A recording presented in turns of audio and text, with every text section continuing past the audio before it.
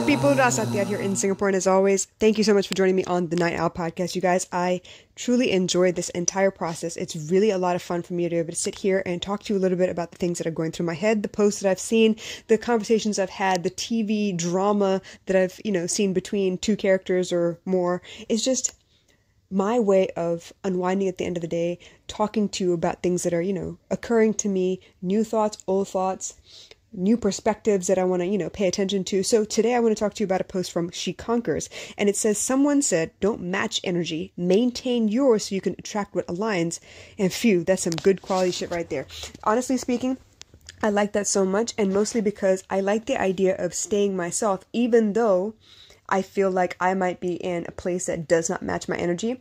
It may be lower vibrational, and they may be, hooked on complaining about stuff or, not really doing a lot. They may be stuck in a place in their life where they don't feel bothered enough to get up and create anything for themselves or change anything to make their lives a little bit better. They're kind of just going to sit there and let it happen and then complain about it at the same time. So in that regard, right, there's another quote that comes to mind.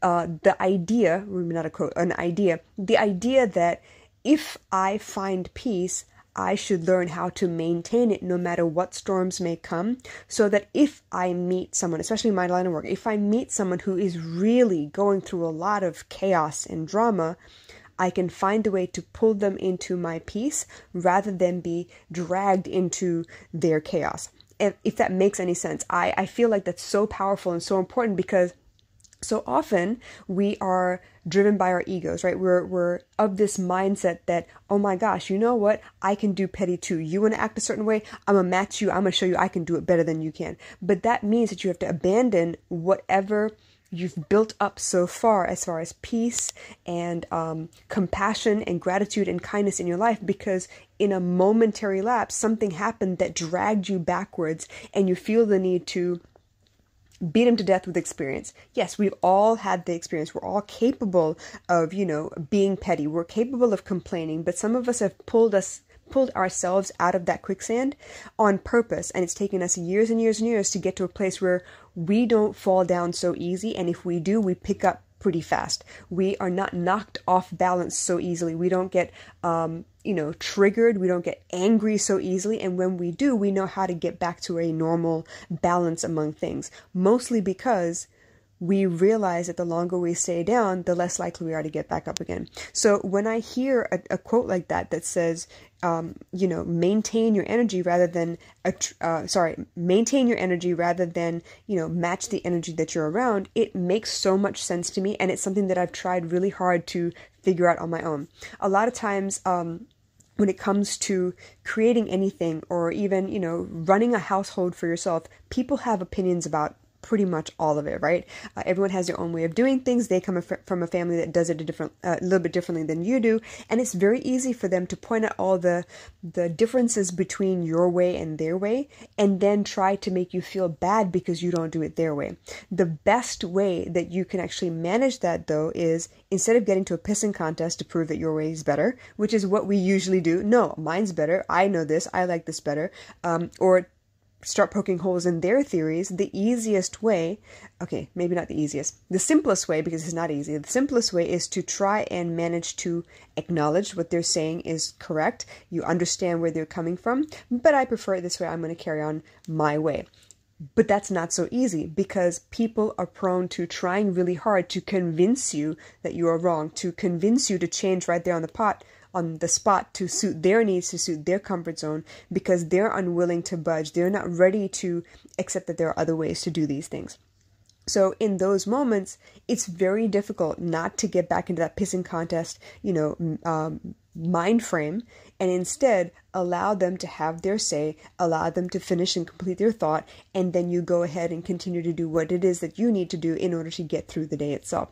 So when it says maintain your energy, oh my gosh, it is easier said than done. It is a lot of work. And first of all, it takes a lot of effort, a lot of digging through your old traumas, your own ideas, your beliefs, your experiences, your emotions behind all of your habits before you can get to a place where you're like, okay, you know what? This is the best way that I know how at the moment. And until I come across a better idea, I'm just going to do me. So when people do encounter you and they find that, you have different beliefs and different ideas and a different way of doing things, you can find a way to compassionately accept that they have a different way, and you don't get pulled into their ideas and their mannerisms and their mindset and their current vibe. There is a thing called transference that happens when we, as light workers, as counselors, therapists, people who are caregivers, nurturers, there is an idea called transference that happens where you sit down with the person who is very, very upset about something, and you're trying very hard to help them out or through that particular heavy emotion. And sometimes when you walk away after you've done the work and they feel a little bit better, you walk away holding some of that pain that they went through, holding some of that darkness that they just unloaded onto you. And it's hard to put it down or not get caught up in your own whirlwind of thoughts based on that same emotion. So when they say maintain your steady, maintain your balance, maintain your ideas.